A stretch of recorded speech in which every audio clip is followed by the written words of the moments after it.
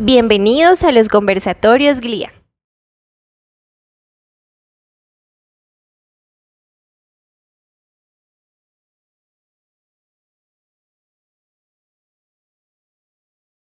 Les damos la bienvenida a este conversatorio de la importancia de aplicar la ética profesional en la práctica clínica, organizado por GLIA, la Plataforma Integral de Atención en Salud Mental del Instituto Departamental de Salud de Nariño.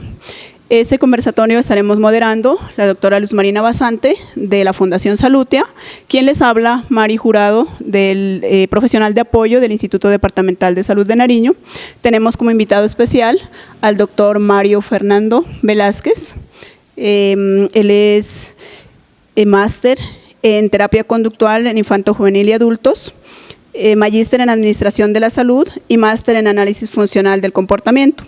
Representante del campo clínico del Valle, Cauca, Nariño y Putumayo, del Colegio Colombiano de Psicólogos. Bienvenido, doctor Mario.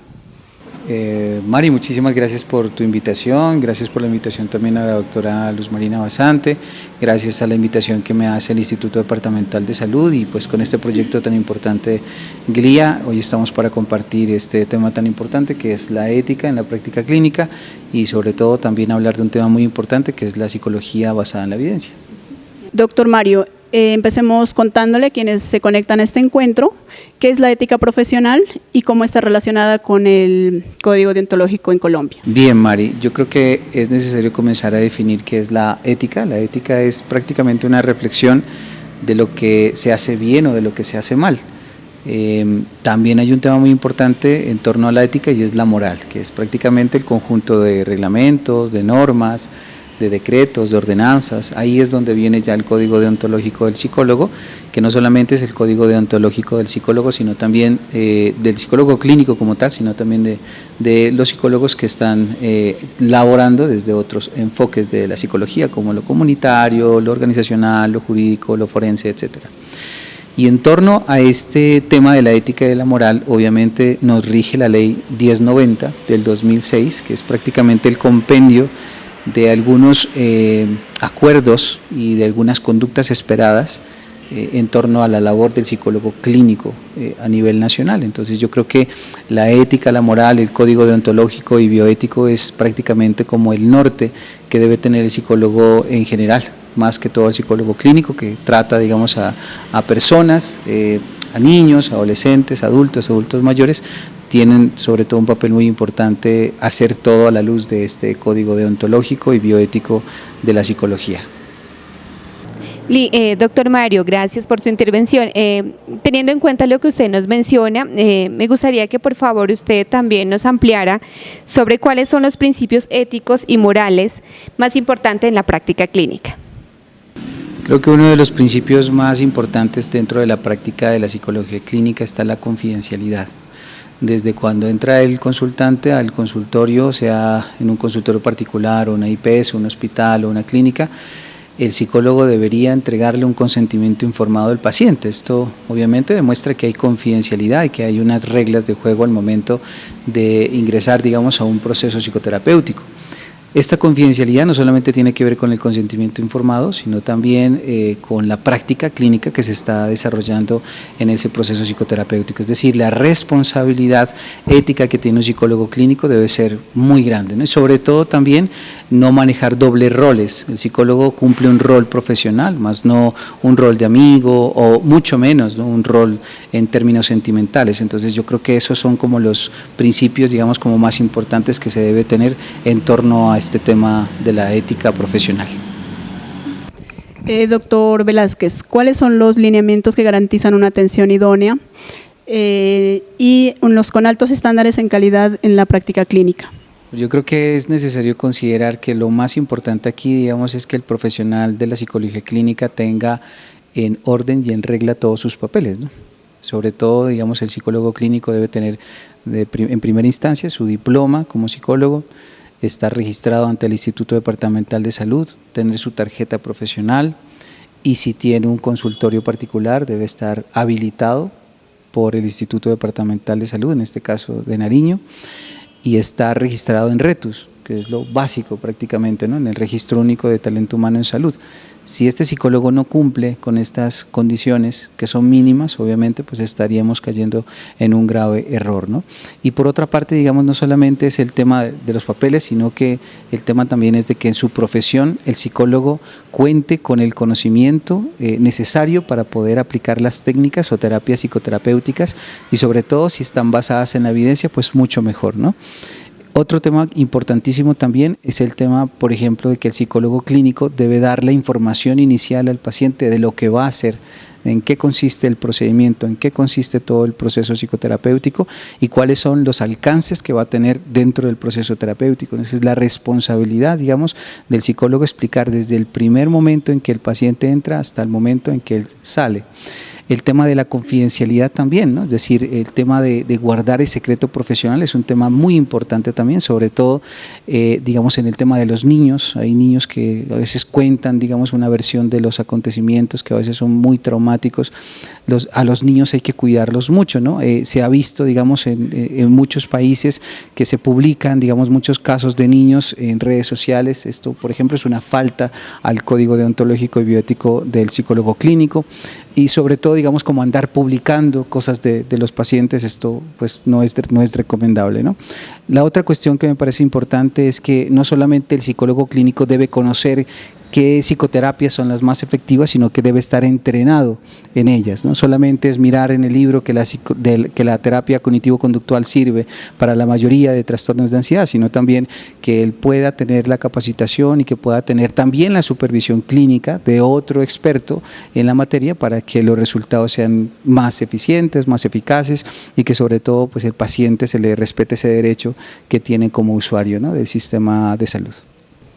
Doctor Fernando, teniendo en cuenta todo lo que usted nos menciona y también en el momento que usted habla sobre la confidencialidad, me gustaría que por favor también nos informara sobre esos límites que tiene la confidencialidad, lo que tiene que ver al respecto el psicólogo tratante y su consultante como tal. Creo que en el tema del secreto profesional es muy importante mencionar que hay dos opciones en donde prácticamente se rompe con este secreto profesional. Una de las primeras situaciones es en donde el paciente cuenta algo que prácticamente está relacionado con atentar sobre su integridad o atentar sobre la integridad de otra persona. Creo que es como las dos únicas, digamos, como causales de que se rompa el secreto profesional. Otra de las cuestiones también dentro de la confidencialidad es que el niño, por ejemplo, que está en consulta con el psicólogo clínico, en cualquier momento, digamos, esa historia clínica, los papás la pueden solicitar y obviamente esto está permitido por la ley, es decir, los papás prácticamente como garantes, digamos, del bienestar de su hijo pueden, digamos, como obtener esta información. Esto prácticamente pues es algo que se debe tener en cuenta, ¿no? Doctor Velázquez, contemos a quienes se conectan a esa transmisión cuáles son los límites de la relación consultante y del profesional tratante. Dentro de lo que hace referencia a la relación terapéutica, cuando estamos con nuestros pacientes, es muy importante que ustedes que están solicitando, digamos, este servicio de atención psicológica, tengan en cuenta que el psicólogo tiene un único rol, que es el rol profesional.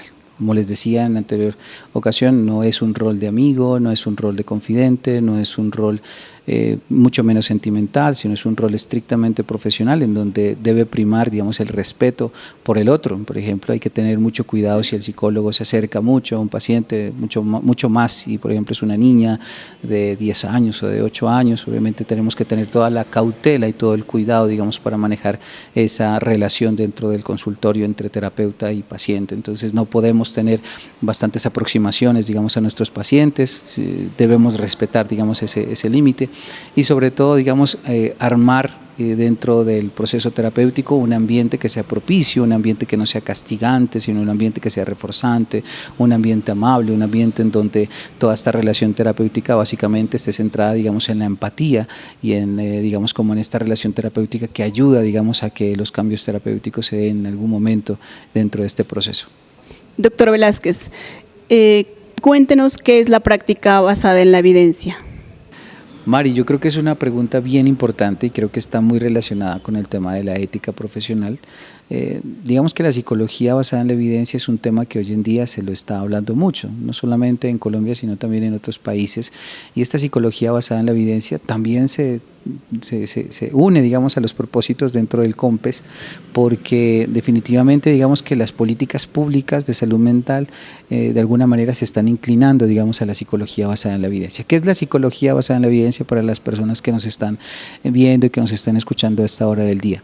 Es un paradigma, es una forma de hacer psicología basándonos en la mayor evidencia disponible respecto de los tratamientos psicológicos. Entonces yo creo que la psicología basada en la evidencia tiene 4 componentes importantes. El primero es la investigación disponible respecto de los tratamientos eficaces que tengan un grado de eficacia, de efectividad y de eficiencia.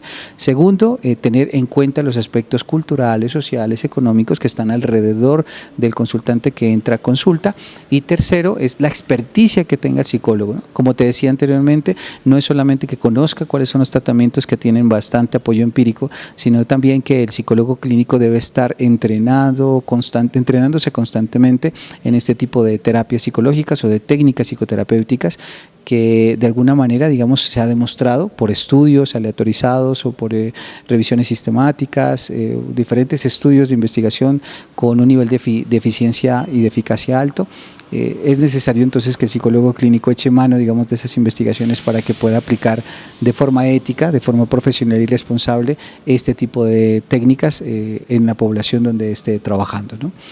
Yo creo que esos como los elementos, digamos, como más importantes, y digamos que no solamente son esos 3 elementos, sino que también hay un elemento central que es la toma de decisiones del psicólogo clínico al momento de abordar un problema psicológico, ¿no? Entonces, si tenemos las investigaciones que demuestran que, por ejemplo, la activación conductual para la depresión funciona muy bien, pues vamos a aplicar eso con nuestros consultantes. Además de eso, reconocemos un contexto social, político, digamos, del paciente, y además de eso, recibo capacitaciones constantes de esa terapia, de esa técnica, digamos, psicoterapéutica, y estos elementos me sirven a mí para poder dar un buen servicio de psicología clínica en la población donde esté trabajando. Eso básicamente es. Muchísimas gracias, doctor Fernando, por estar acompañándonos en este espacio. Esperamos nuevamente contar con usted en otro conversatorio, también pues ser parte y invitarlo también a que conozca nuestra plataforma GLIA, y también agradecer pues inmensamente desde el Instituto Departamental de Salud de Nariño su presencia en este espacio. Muchísimas gracias.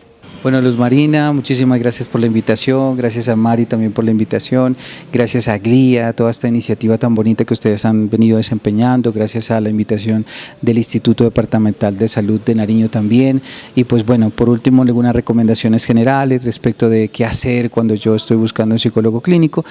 Algunas consideraciones básicas generales es: si usted va a asistir a un psicólogo, que el psicólogo esté titulado, que esté registrado ante el instituto, que el consultorio, por ejemplo, esté habilitado, que esté registrado en el Registro Único de Talento Humano en Salud, es decir, que tenga también los conocimientos necesarios para poder hacer una buena terapia psicológica, para que pueda diseñar un buen tratamiento psicológico. Eso es como las consideraciones, digamos, como más básicas, ¿no? No les dé temor ir al psicólogo, vayan, asistan al psicólogo.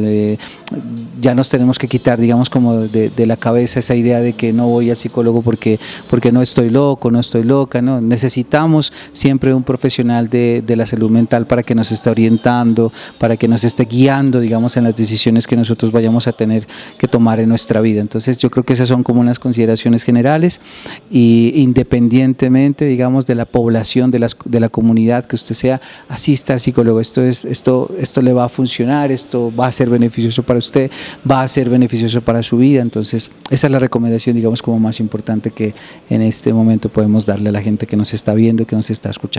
Doctor Velázquez, muchísimas gracias por compartir con nosotros en este espacio.